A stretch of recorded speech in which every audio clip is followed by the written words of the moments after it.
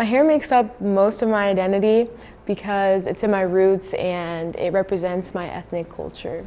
Nowadays, how you style your hair is more of a what you're feeling like today, but it wasn't always this easy. Through the last century, there has been so much evolution in the hair industry, more specifically for Black culture. Today, we have some students who will talk about their experience living with textured hair. So put on your best shoes and let's get stepping. We're going on a rendezvous looking through Yadie's point of view.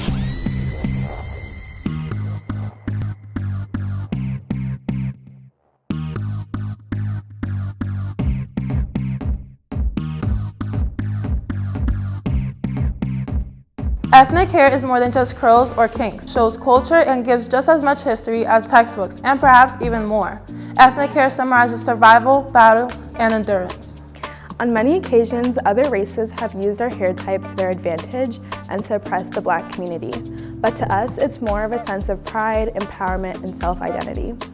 People have told me that my natural curly hair was frizzy or nappy, although it was detangled and washed. I've also been told that my curly hair was non-formal and that straightened or pulled back would be more acceptable. One of the most common expressions of Black hair is cornrows, dated back as far as 3000 BC. Cornrows are more than just a design, they're a hidden symbol. They symbolize status, ethnicity, wealth, and rank amongst Africa. Slaves also used their cornrows to map their escape routes, along with hiding rice and seeds under them. Social media influencer, reality TV show personality, and entrepreneur Kim Kardashian has made a name for herself, and one of those many is blackfishing. One of the many occasions was the 2018 MTV Movie and TV Awards, where she was spotted wearing Fulani braids. Yet she credited them to Bo Derek after making an appearance in the 1979 movie 10. But the style originated from the Fula people from West Africa in the Sahel region. And although this would be an example of cultural appropriation, the backlash wasn't as much because she wore the style, but because she credited a white woman.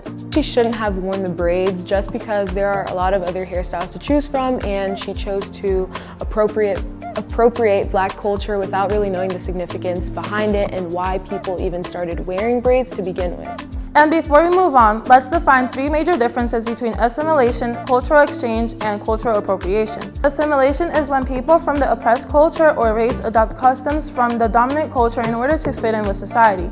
An example would be when a girl with curly hair straightens it to get a job because textured hair was deemed as unprofessional.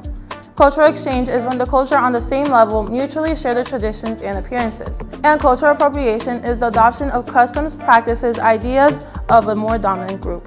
And to mention, this goes for all other minorities, not just the Black culture. Assimilation is a survival tactic, and in cultural exchange, the cultural power balance is equal, making a difference between the two and cultural appropriation.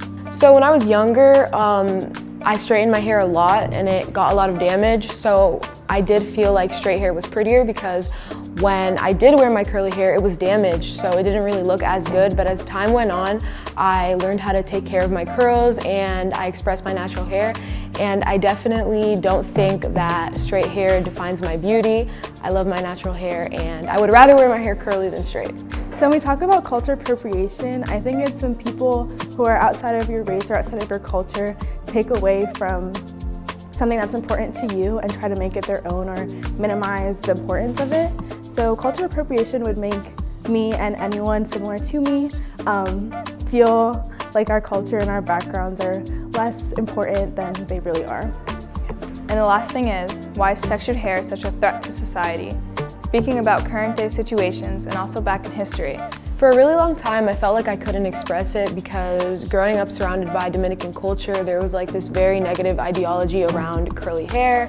You know, people would say that it's not pretty or it's bad or that straight hair is prettier or more professional. But as I grew older, I also grew to love my curly hair. I feel like people treat me better when my hair is straightened. In 1786, the Tignon Law was passed, which required free Black women to wear tignons, a scarf. And although they followed the law by wearing the tignon, they rebelled by wearing colorful fabrics and jewels.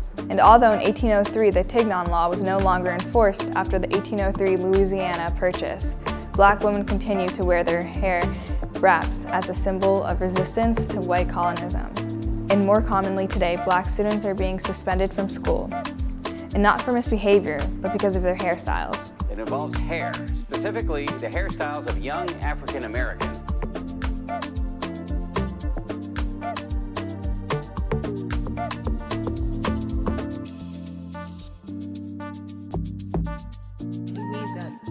It's a really sad thing. Black hair has so many different possibilities. It can be styled so many different ways. Has a lot of beautiful textures, a lot of different curl patterns, and banning that in school takes away from, something that is so important to Black people. It takes away from our culture and something that we cherish so much. I like to wear my hair in multiple different ways. I don't like a specific way because I like the flexibility of my curly hair. Your natural hair is not distracting. Your natural hair is beautiful. Embrace your Black and your culture. And for everyone else watching, I hope you learned a little bit more about what hair means to us and why cultural appropriation is an issue that should not be dismissed. And although in current day our society is doing a better job of being inclusive and socially accepting, we cannot forget what's history. That's all for you today. And as always, I'm Yoisa Morales, and thank you for tuning in to Yadie's POV. Until next time, but for now, have a happy Black History Month.